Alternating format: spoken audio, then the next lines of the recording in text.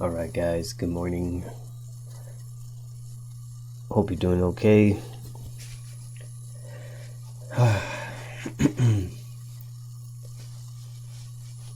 Go ahead and say hi on the chat for me so I know who's here.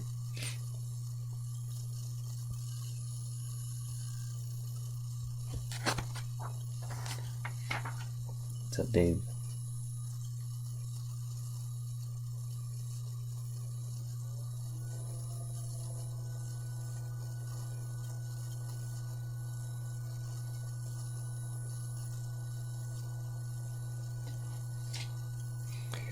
No opening day. I know, it's sad. I wanna get a new glove, but then I realized I have nobody to play catch with anyway, so there's kind of no point in getting it right now. But they're on sale, so I feel like maybe I should just get one.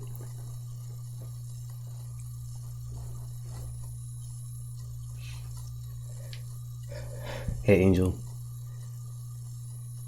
at least you could still go out and run, right? Like, running is free. You can do it by yourself.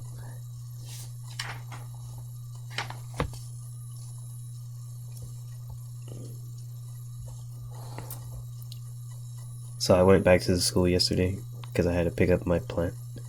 Since we're not going to be back until May, I didn't want my plant to die. So I went back just to pick it up. Alright. Okay, so today the plan is to finish up investigation 2. So try to finish up some part of 8. I don't want to do the whole thing. I just want to do part B. And then I also want to finish up number 8, number 9, number 10, and then the CYU. Okay, so hopefully we can get through it.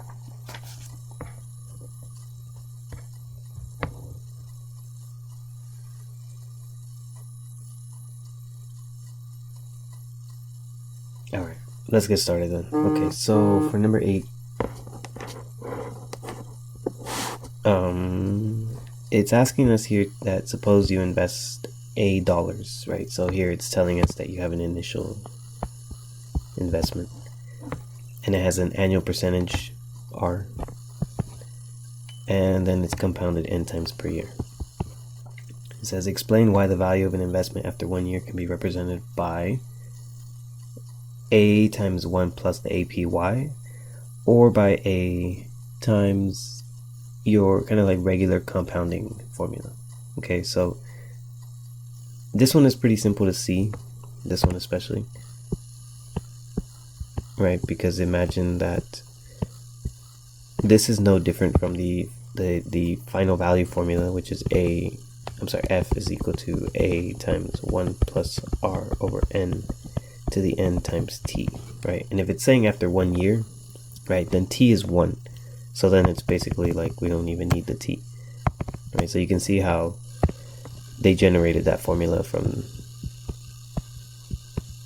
the final value formula. It's the same. Okay, now the other one can be a little bit trickier, right? To see how the value after 1 year could be represented by 1 plus the APY, okay? That kind of goes back to what we looked at last time, right? The difference between an APR and an APY, right? Your APY truly shows you how much of a percentage gain you truly earned by the end of the year. And so sometimes the APY could sometimes be a little bit larger than the APR. So looking back at number 7, right? The APR that we were given to begin with was 4%. But then when we did the calculations, we found that the APY, which means that the total growth of your money, right? Your total growth would be going from where you started to where you ended, right? That's your total growth. And then that number is represented by the APY. Okay, so it tells you how much of a growth you had in 1 year. Okay, typically the first year. Okay, then the same thing over here, right? When we did it quarterly and we compared it to the final amounts, right? We had a little bit of a larger gain, 4.06. And then when we compounded monthly, you went from 1500 to 1561. So then you got a larger APY that last time. Okay, so what's happening here? Well, the APY is being used in some sort of calculation, right? So I'm not really going to go into too much as to how to build this function. Just know that this is one way that it can be written. Okay, now the important part that I do want to do is I want to do part B. Okay, using the two expressions to find a formula to calculate the APY, right? So I want to create a formula just like we have for final value. I want to create a formula for APY to kind of simplify the process. Okay, so in order to do that, here's what we would need. Okay, so using the two expressions, so for number 8, we're given that A times 1 plus the APY, and then we're given another formula, A times 1 plus R over N to the N. And it's saying that it could be equal to either one, right? It can be represented by, this is what I'm reading, that after 1 year it can be represented by this one or by this one, which means that if it could be represented by both, that means that those two formulas can be equal to each other. Okay, so going back to number 8 down here, I can set both of these equal to each other, and then I can try to solve for APY. Okay, so APY, you got to think of this as like, this is an acronym, APY, which means that these are not 3 separate variables. Okay, so you got to think of that as just like one group. Okay, so in fact, I'm going to change the big A to little a for now, just to avoid confusion about can I cancel out A's and things like that. Okay, so the little a here still represents the initial value. Okay, so if I were trying to get APY by itself, right, what's one thing that I could do? Well, the first thing we could do here is divide both sides by A. Okay, and that helps us eliminate it. Okay, so now what are we left with? We're left with 1 plus APY is equal to 1 plus R over N to the N. And if I want to get APY by itself, then here it's pretty simple. You just subtract 1 from both sides. So now I'm left with a formula that can tell me the APY. Right? APY is equal to 1 plus R over N to the N minus 1. Okay, so we now have another pretty powerful formula here, which is what we were using before. Okay, but we didn't really have the formula spelled out for us. Okay, this is what APY is. Okay, now notice that you can find APY without the initial investment. Okay, meaning that you don't need to know how much money is going to get put into the account. Notice how APY doesn't require, right? The formula only needs the rate and how many times you're compounding.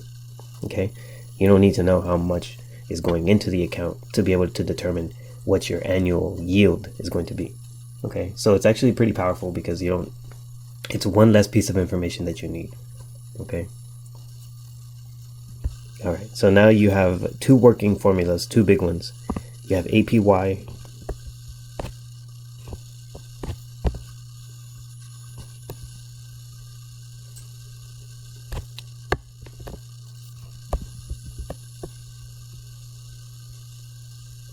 okay, and then you have your final value, which is the one that we learned way up here at the beginning. Okay, this one right here.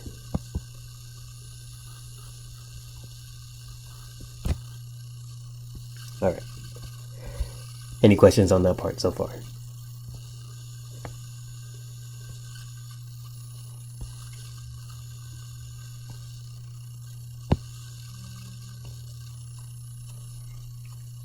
Okay, so now let's go ahead and let's do number 9. So for number 9, we have a recently graduated student from college decides to start a savings account for graduate school. She researched her investment options and found 3 options below. Okay, so she has the first option, which offers her a 2.99 APR that's compounded monthly. You have a 3% APR, which is compounded quarterly. And then you have a 3.01 APR, which is compounded semi-annually. Okay, now typically the larger APR typically ends up being a better deal, but you also have to consider how many times is it going to be compounded, right? And so it's going to make a difference. So make a recommendation on the option that you should choose. Be prepared to explain your reasoning. Okay, so do you see what's missing here for number 9? Okay, you're given a rate and you're given a compounding number, but you're not given an initial value. Okay, we are missing the initial investment.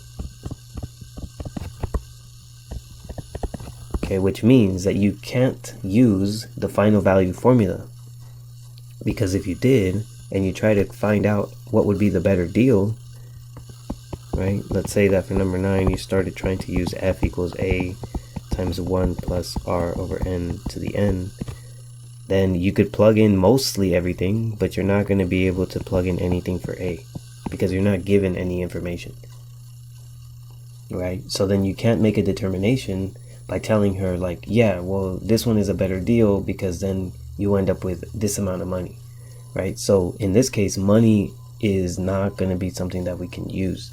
So instead, this is where the APY formula is useful, because in the APY formula, you can give a reasoning as to which one could be better without even considering how much money she's going to put into the account in the first place. So for example, right, we know the APY formula is 1 plus R over N to the N minus 1. Okay, we have enough information to create the APY, right? So if we can find the APY, typically the APY will then essentially tell us which one does give you a better final value, right? Go back to problem number 7 here.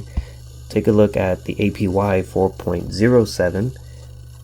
Look at that final amount, right? It was 1561 versus an APY of 4.06.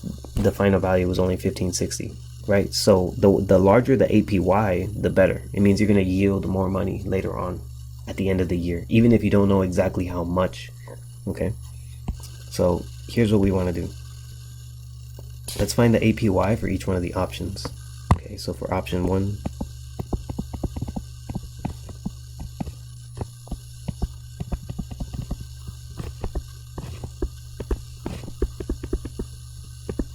okay, so for option 1, we have a rate of 2.99%, and it's compounded monthly, so we have an N that is 12. For option 2, we have a rate of 3% and an N of quarterly, so that's 4. And then for option 3, we have a rate of 3.01%, and the N is going to be semi-annually, so that's 2. Okay, so let's find the APY for each one. So APY is going to equal 1 plus the rate. The rate you have to convert to a decimal, remember, so then this is going to be 0.0299. Okay, all over 12, and then this to the 12th power, and then using your formula, don't forget to subtract 1. Okay, so let's calculate what we get here. So starting with the fraction inside of the parentheses. Okay, let's go ahead and do that first.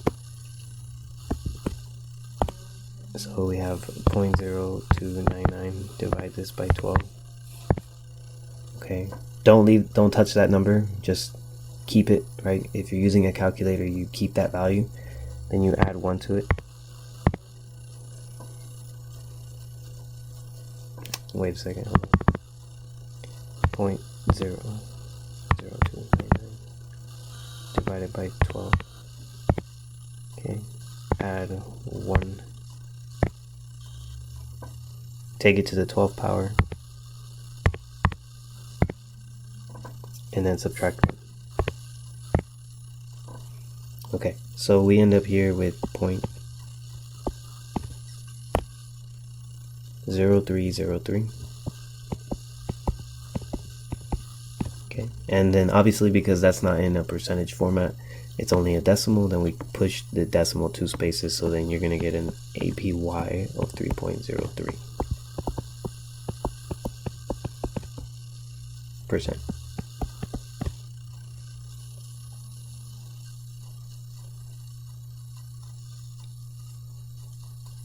You know what? Hold on. Let's use a couple more decimal points. So 3.0030313. So let's tack on the 13 back here.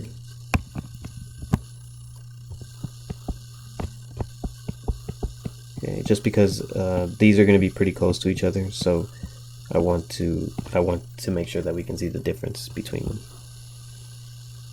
Okay, so option 1 is going to give her an APY of a little over 3%.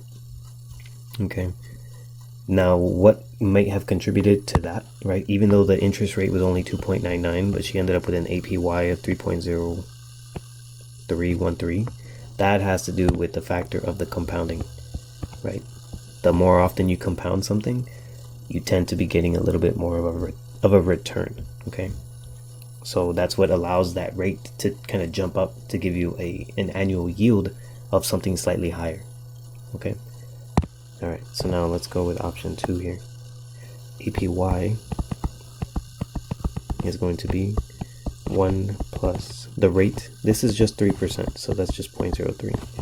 So 0.03 divided by 4, and then our compounding will take us to the 4th power. All right. So now if we clean this up, 0.03 divided by 4. Then you want to add 1 to it. And then you take this to the 4th power.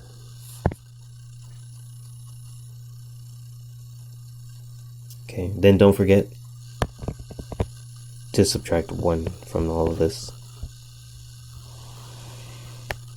Okay, so subtract 1. And we're going to get 0.030339. Okay, so 0.030339. Okay, so that's our decimal, which means our rate is going to be 3.0339%. Okay, and then that's the APY for option number 2.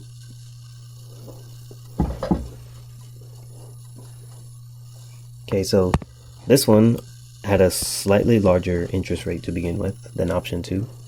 A little bit less compounding, okay? But we ended up with an APY here that is larger than the first option, right? Just slightly, right? 313 versus 339. But the fact that you started with a slightly bigger interest rate kind of helped in that situation. Okay. So it's kind of following true so far that the larger the interest rate, typically the better. Well, let's see if that actually ends up working out with option 3, right? Option 3 has a even bigger interest rate, but it's only compounded twice, right? So maybe the compounding power is not going to allow this APY to be larger than the previous 2 options. Okay, so let's see what we get. So APY 1 plus 0.03 all over my compounding this time. I'm sorry, wait. I had to convert this first. So move the decimal. So 0.0301 all over compounding is 2.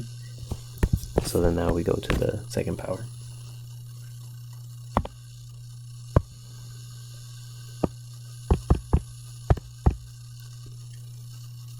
Okay, so let's go ahead and clean this up. So 0.0301 divided by 2. Add 1 to it. Take it to the second power. And then subtract 1 from it. So 030326.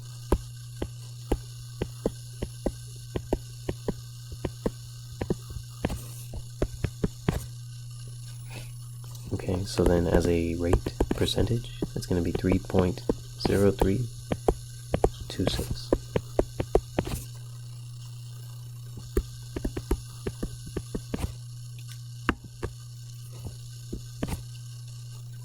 Okay, so now we have an annual yield where it wasn't as large as we would have liked it, right? Even though we started with a larger interest rate, right, 3.01, the compounding power was only twice a year, right? So somewhere in there, it lost its advantage because it didn't compound enough, right? So then here, the better option for Jennifer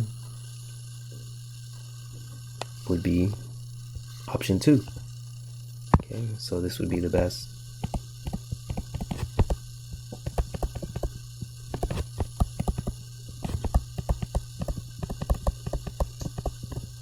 Okay, best option for Jennifer, the 3% APR compounded quarterly generates the largest APY. Okay, and by having a larger APY, that just means that no matter what money she chooses to invest, option 2 will be the best. Okay, because it's going to give her a greater return. It's going to give her a greater final value.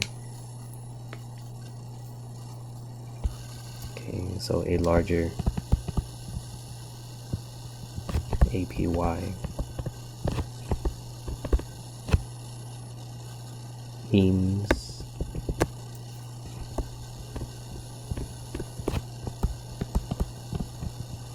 a larger final value.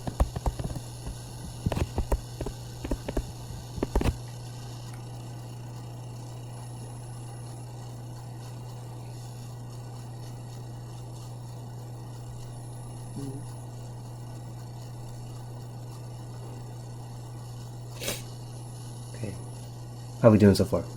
Any questions about the process?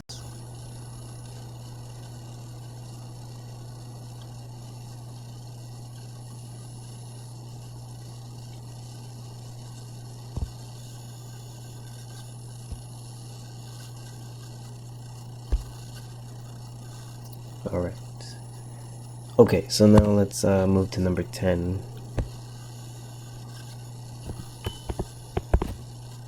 All right, so for number 10, so we're talking about Sabrina. So let's zoom in here. When Sabrina started college, her grandfather deposited $10,000 in a savings account for her that earned 3.25% annual interest compounded quarterly. Okay, beginning with the second quarter and continuing each quarter thereafter, Sabrina withdrew $1,500 for tuition. Okay, prepare a table showing the balances in each account for each of the first 4 quarters. Compare your account balances with those of your classmates and resolve any differences. Okay, so let's think about what's happening here. So we have an initial deposit and it wants us to create a table, right? So create a table. All right, so we're going to split this up into 4 quarters. So we have the start of the quarter. So we have quarter 1, quarter 2, quarter 3, and quarter 4. All right, and then on this side,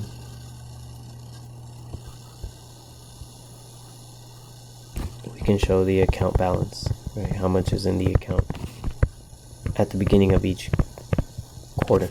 Okay, So going back to the text here, when she started college, her grandpa put $10,000 in a savings account that earned 3.25% annual interest compounded quarterly. Okay, so then if that's the case, when she starts college, that means that she's got $10,000 in that bank account. Okay, now two things are happening to keep track of. First of all, that $10,000 is earning interest in the savings account. Okay, we have a rate of 3.25%, and it's compounding quarterly. Okay, so this money, by the time that it gets to the second quarter, right, 3 months later, it's going to have some interest that has added on to that original balance. But she also is going to then subtract some money from it because she has to pay tuition at the beginning of the quarter. Okay, so first of all, let's try to find out how much money this account would have, okay, at the beginning of the second quarter. So if we know that the initial value is 10,000, we have 1 plus the rate. This can then be transformed to 0.0325. And then it's quarterly, right? Which means 4 times a year. Okay. Now, if we were to complete the full formula, right? If we were to do the full formula, we would have done n to the t, right? Because then that would tell us at the end of like a full year, okay? But we don't want to know that, okay? Because we're not going to get an accurate number, because as the quarters go, money goes in, but also money gets taken out.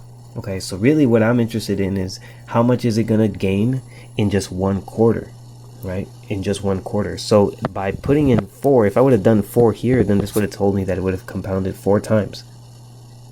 It will compound 4 times, but it's not going to be the same initial amount. So things are going to be changing.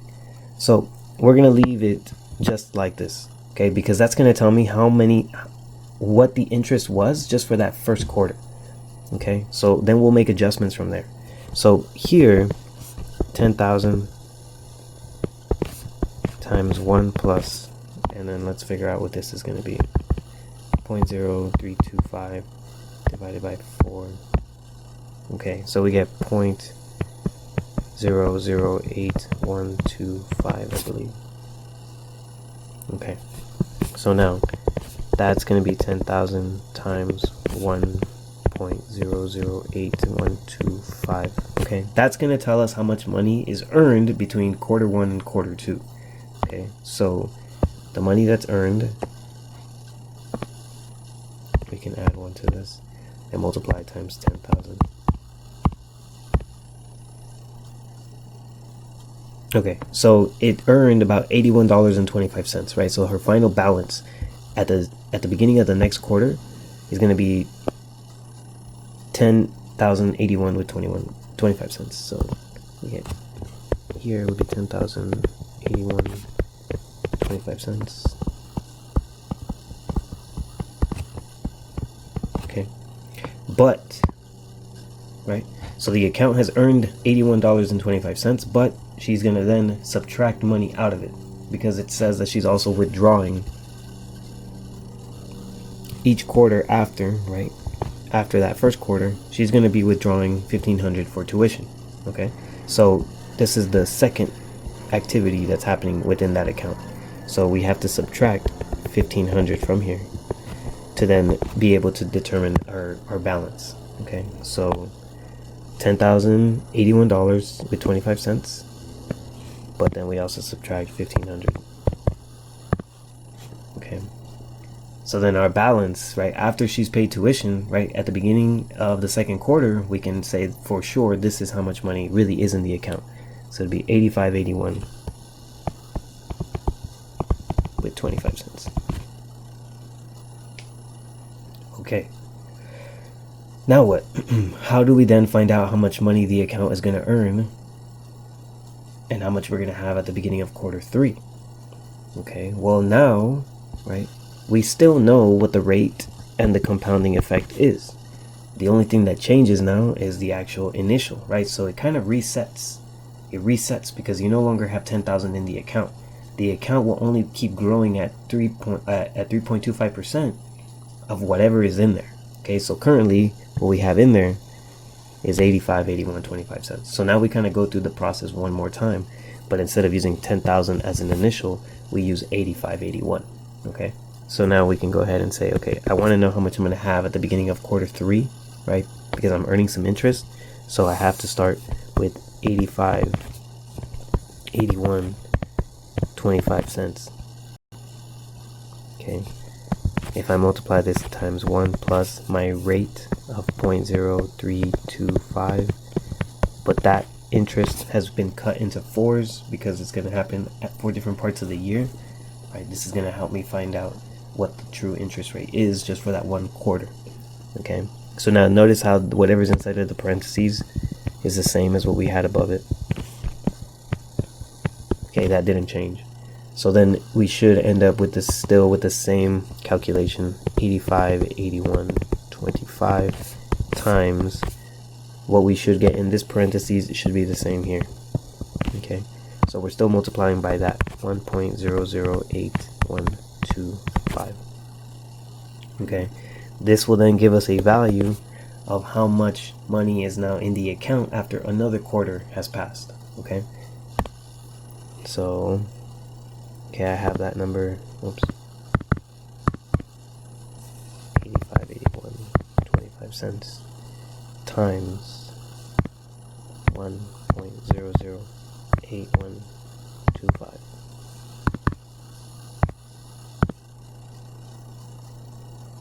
Alright, so it looks like it earns back a little bit of money, and she ends up now with 86.50 with 97 cents. 86.50.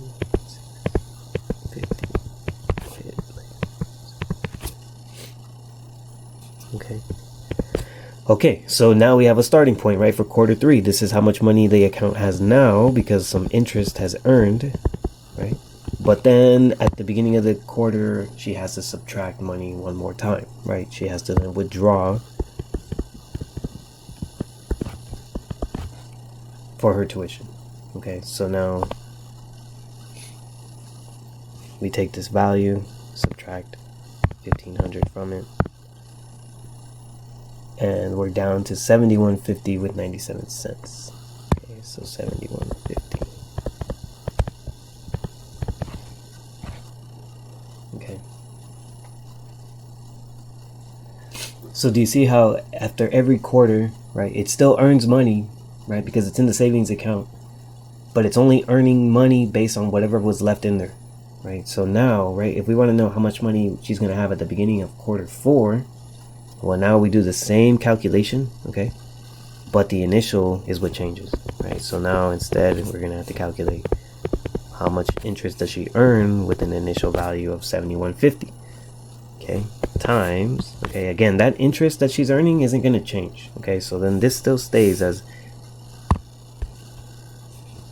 1.008125. Okay, at least that's consistent because that's the growth rate per quarter. Okay, so per quarter stays the same. So now when we calculate this based off of the new initial value, 71.50 with 97 cents times 1.008125, okay, she earns back up to 72.09 with 7 cents. So 72.09 with 7 cents. Okay, so now that's what she has in the account. But at the beginning of quarter 4, she has to take money out one more time, okay, to pay for tuition. So minus the 1,500. Okay, so there. Subtract 1,500.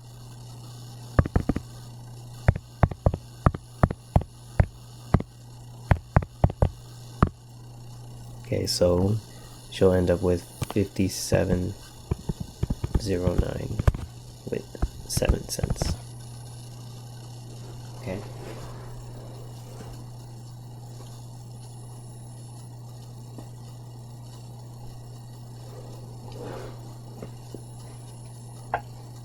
and that's pretty much it. Okay, because it's only 4 quarters of the year.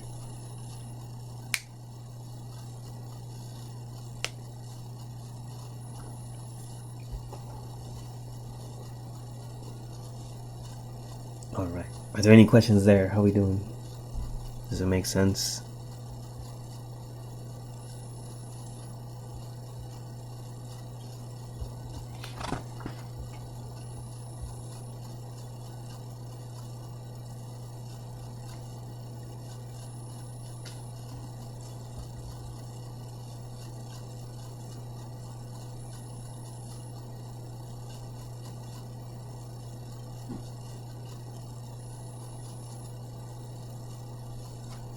Okay. All right. So let's go ahead and jump into the CYU. So let me actually pull it up because I need to take a screenshot of it, and then I can copy it and paste it here on this one. So give me a second.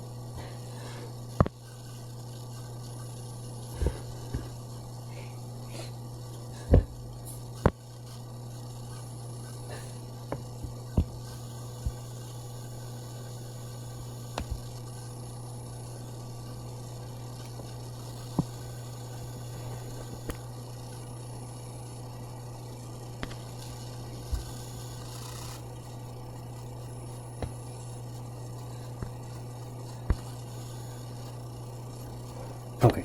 All right. I'm on my tablet mode, so I'm not sure if I can do a screenshot, but we'll just go ahead and write down like the important pieces, and we'll transfer that over. Okay. So she opens a credit union account to save for a down payment for her first house. The savings account has an APR of 1.2% compounded quarterly.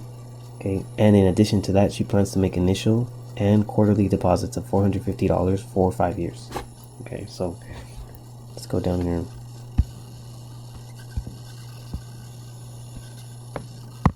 Alright, so CYU. Key features, we have a rate of 1.2%. Okay. It's compounded in at a quarterly rate. So that's going to mean 4 for us. She has an initial amount. Okay, she's going to invest in initially $450. Okay. And okay, this is some additional piece over here. She will also deposit additional $450 every quarter, right? So every 3 months she's gonna add some money into the account. Okay. For the time, it's gonna be 5 years.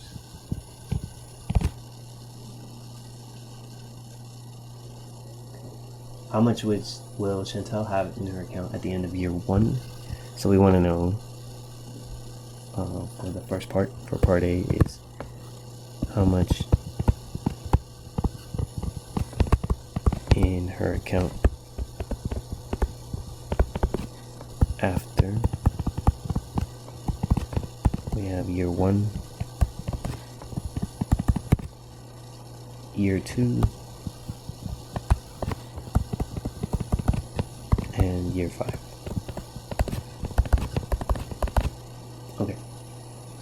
So part of this is going to have to be pretty similar to number 10, because we can't just run the formula straight up because of this piece here. The fact that she's going to deposit an additional $450 every quarter, right? So the initial amount is going to get us started, at least for the first quarter, but then after that we have to kind of do it manually, right, every time. Very similar to what we did for the first problem, okay?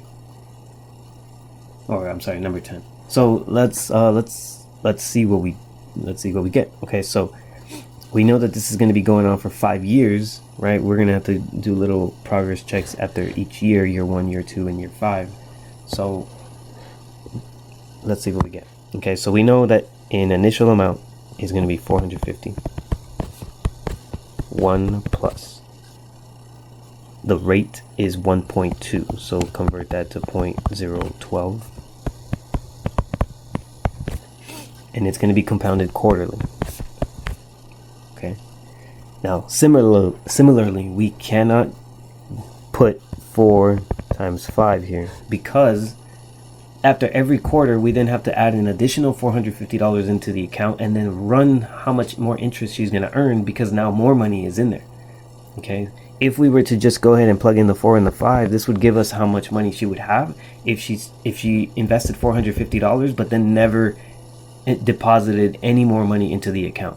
But because she's depositing every 3 months, we can't use this part of the formula. Okay, we can only use the part that tells us what the quarterly interest will be. Okay, the quarterly interest is the 0.12 divided by 4.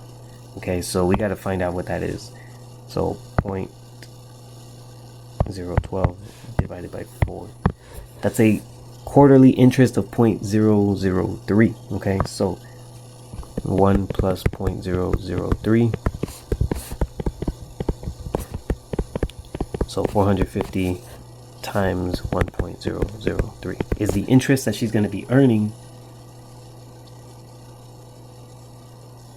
Right, so that at least gets us started, right? So we can at least now break it up into quarter 1, quarter 2, quarter 3, and we can go from there.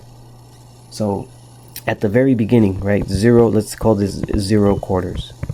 Right, 0 quarters have passed by. This is just her initial investment. That's how much money she has in the account, right? So 450 on the initial deposit.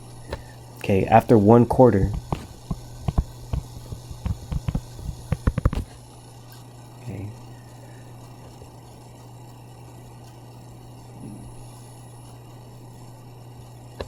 her investment is 450 times 1.003. Okay, her investment now is now $451 with 35 cents. Okay, but she's adding, right, because this is where her additional deposits come in. She's going to add an additional 450 to that. Okay, so after the first quarter, she's really going to end up with 901.35. Okay. All right, so now for quarter 2,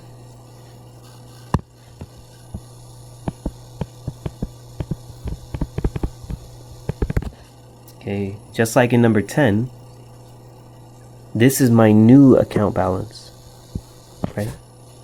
That's the new account balance. So we then have to find the percentage that it's going to earn based off of what's in there currently. So currently we have $901.35. So then we have to find how much interest it's going to earn based off of $901.35. So it becomes a new calculation of 901.35 times 1.003.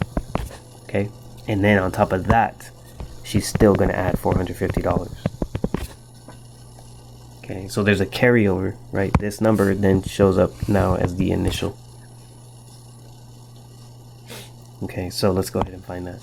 So that'll be, right, I have it there. Then we can multiply this times 1.003.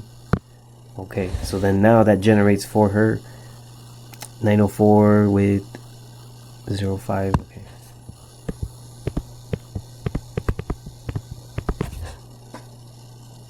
Okay, and then she's still gonna add, right, the 450 into her account. So what does she have now?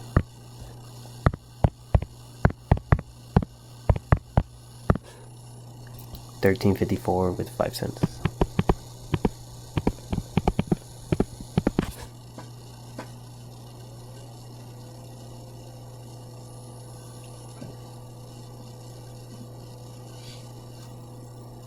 Okay, so then same idea. Right now we go to quarter 3.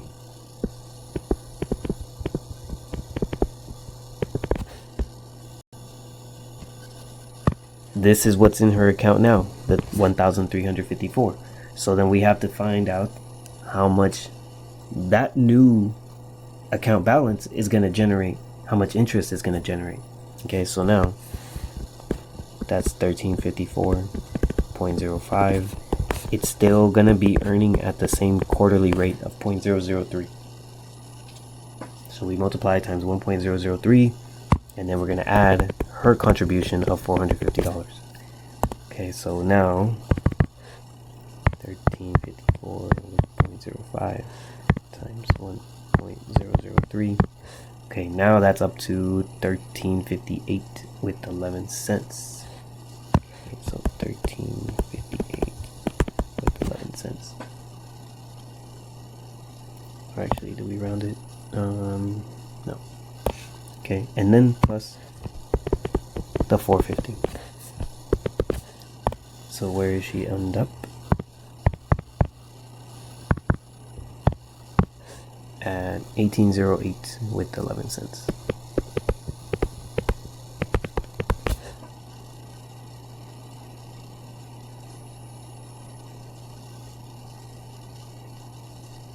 Okay, and so we're almost done with that first year at least. So now for the fourth quarter, right?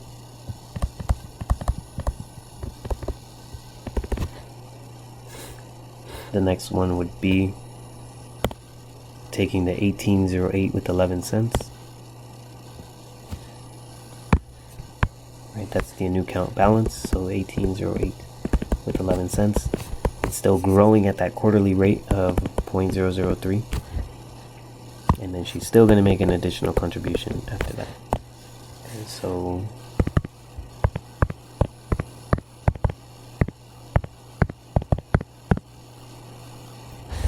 $18.13 with 53 cents.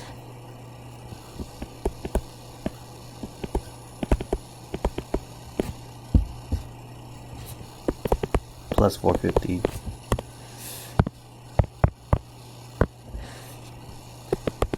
She's up to $22.63 with 53 cents.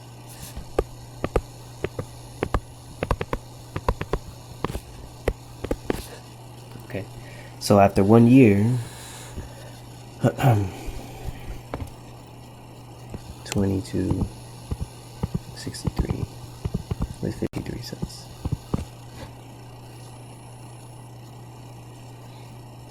Okay. Now you see how then the process would have to continue, right? This is just for the first year. Then you would have to do it 4 more times to be able to do it again for year 2, and then you'd have to keep going and keep going and keep going and keep going till you get to the end of year 5. Okay, now that's gonna take a while. Okay, but the idea is understanding how we got there. Okay, so if you can follow this, we call this a recursive process. Okay, why? Because you had to use the amount from the first, right? Let's say for quarter 1, you use that final amount to begin your work to then get you to quarter 2. At the end of quarter 2, you use that final amount to be the beginning of quarter 3. And then the same thing with the end of quarter 3, you used it to be the beginning of quarter 4. Okay, so that's what we mean by recursive process. It's a loop. You need the answer from the first problem to be able to answer the second problem. And so on and so on and so on. Okay, so I'm not gonna go through the entire recursive process because it's a simple thing, it's a simple idea. We continue to just multiply by the 1.003, then we add 450 and so on and so on. So I'm gonna give us the amounts here so we can then answer the other questions. So if you do that again over and over after year 2, okay, she ends up with $4,098 with 94 cents. Okay. And then at the end of year 5, she ends up with $9,738.96. Okay. So again, this is following the recursive process. This isn't me just doubling, right? Like I didn't just double the amount of money just because it said that after year 2. Not how it works. Okay. So you continue the recursive process. This only represents year number 1. Okay. But for the sake of time, I'm just going to give us the amounts. Okay. So now for part B, it says after 5 years, what is the total of her investment contributions? What is the total interest earned? Okay. So for part B, it's asking 2 questions. After 5 years,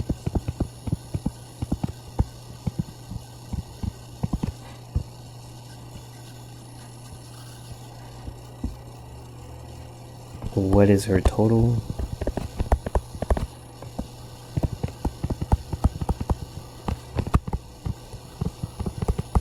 investment contributions? Meaning, how much money did she herself put into the account?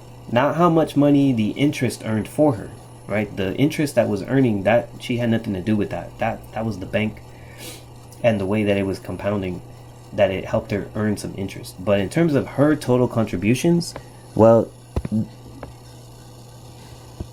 that just means how many times did she put in those $450, right? Well, let's think about this. She invested $450 how many times a year, right? Going back to ours, right? Well, she did it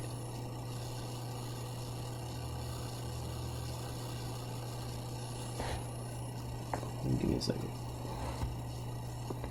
She did it once, right? At the very, very beginning, right? So 450, even before any money was starting to get earned by the compounding rate. And then every quarter after that. Okay, so then in that first year, she does 4 quarters, right? So I see 1, 2, 3, and 4. Okay, so in addition to the very, very initial, right? So that's 450, and that's why we leave it alone, because this only happened one time at the very beginning of opening the account. Okay. Then she is going to add $450 4 times a year, right? So you multiply that by 4. And then how many years did she go through that process of giving $450 every quarter? She did that 5 years. Okay. So this is when she opened the account.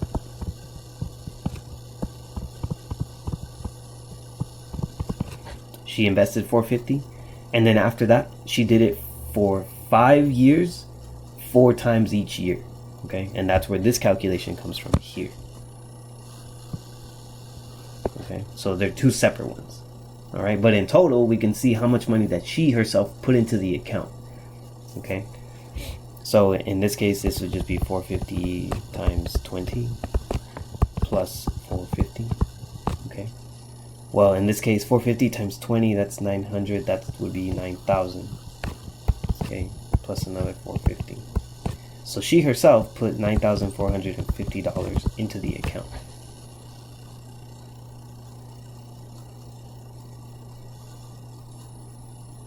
Okay, so now the second part of the question is, what is the total interest earned?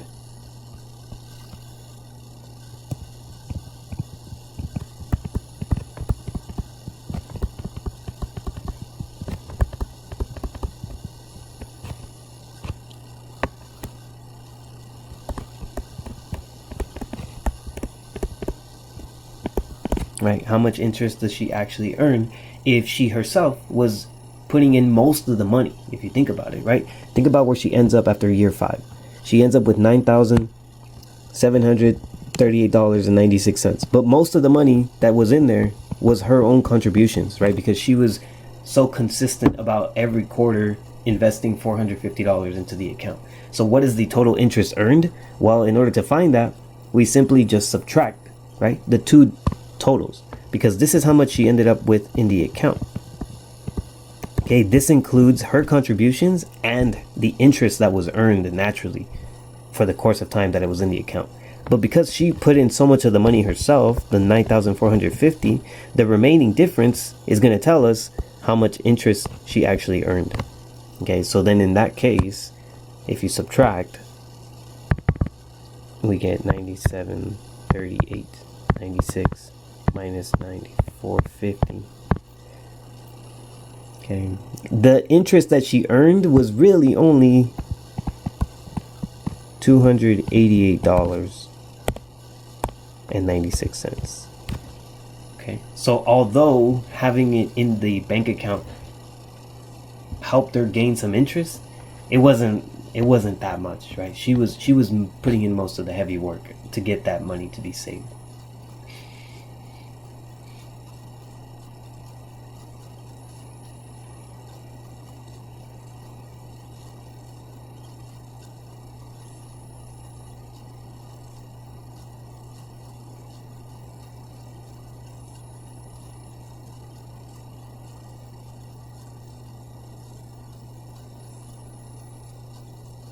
Okay.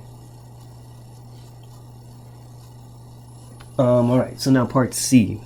Part C then goes on to talk about that Chantel had considered opening an account at a local bank that was offering an APR of 1.15 compounded daily, but again investing $450 every quarter. Did she make the correct decision on where to invest her money, and explain the reasoning? Okay. So the question here is asking, did she make a right choice in investing in the account that was a rate of 1.2% compounded quarterly, or would it have been better for her to invest at a rate of 1.15 with something that was compounded daily? Okay, if it was compounded daily, then that means that it would have been compounded 360 times a year. Okay, there's no way we're going to make that calculation ourselves, because if for quarterly we would have to have done it 4 times a year, then for daily we have to do 360 times a year. We're not going to do that. Okay, so we have to find another way to compare. Okay, if we can't compare using final values, what's the other tool that we can use to make comparisons and then decide which one is the better deal? Right, we did one like this. There's another formula that helps us do this. Okay, and so when you don't want to go through all of this work and you're trying to make comparisons about which one is best, use the APY formula and compare the APYs, because eventually the APYs tell you which one will give you a larger final value at the end, at least at the end of every year. Okay, so in this case we're simply going to compare APYs, and if we get a better APY with one of them versus the other, then we can go ahead and pick the one with the larger APY. Okay, so for APY, remember that the formula is just part of the compound. It's 1 over r to the n. I'm sorry, 1 plus r over n to the n, but we subtract 1. Okay, so in this case, okay, for the current one, right, the one that she did choose, she chose versus the alternate, right, the one that she was thinking maybe I should choose the other one. Let's see what the APY would have given us. So here we would have gotten 1 plus the rate of 0.012 divided by 4. The n is 4, and then we would subtract 1. So there the APY would have been, let's see, 0.012 divided by 4 plus 1 to the 4th power. Okay, and then we subtract 1 from that. So this would have given us 0.0112 or 0.012054.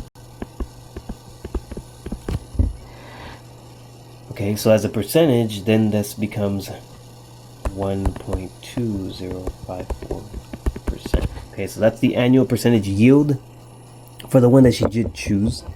The alternate, okay, same formula.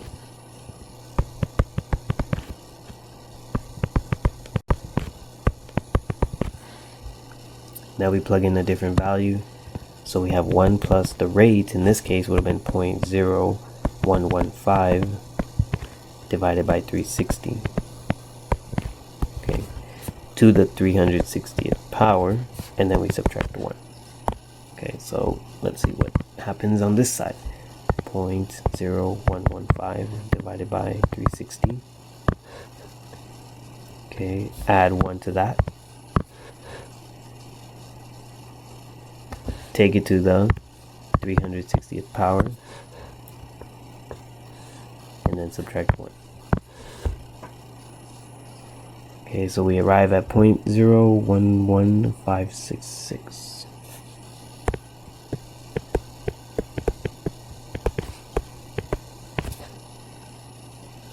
Okay, I think that's right, yeah.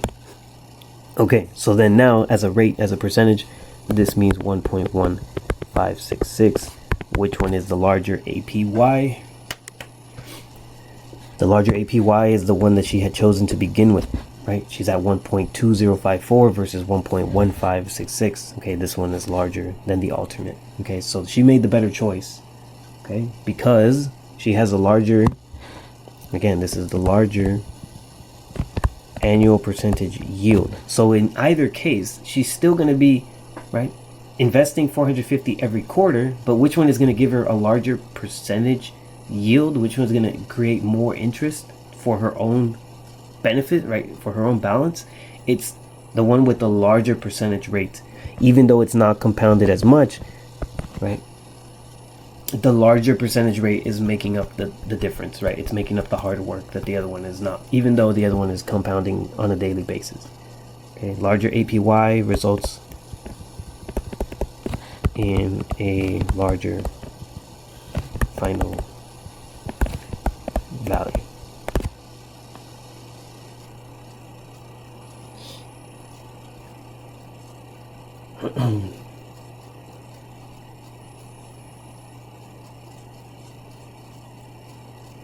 Okay, all right, so I'm gonna stop it here, and because I'm a little bit over time now, I'm gonna go ahead and assign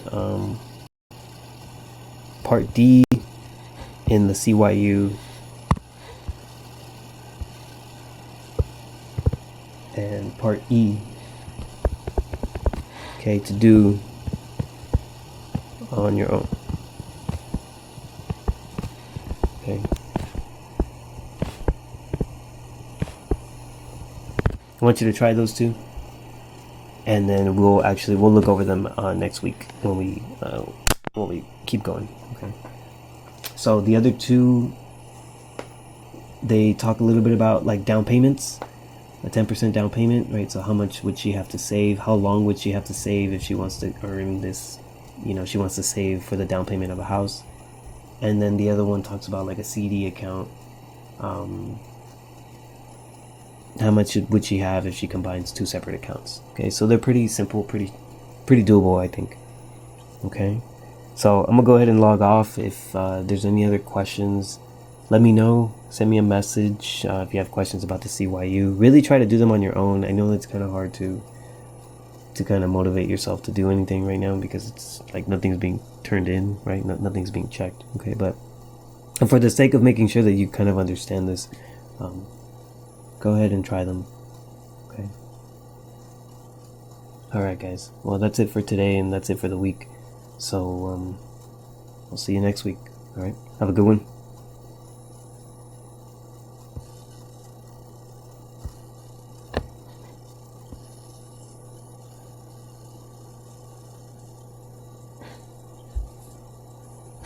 Oh, sorry.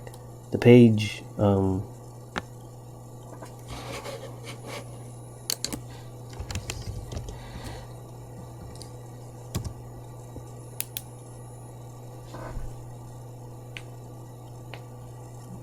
right. See ya.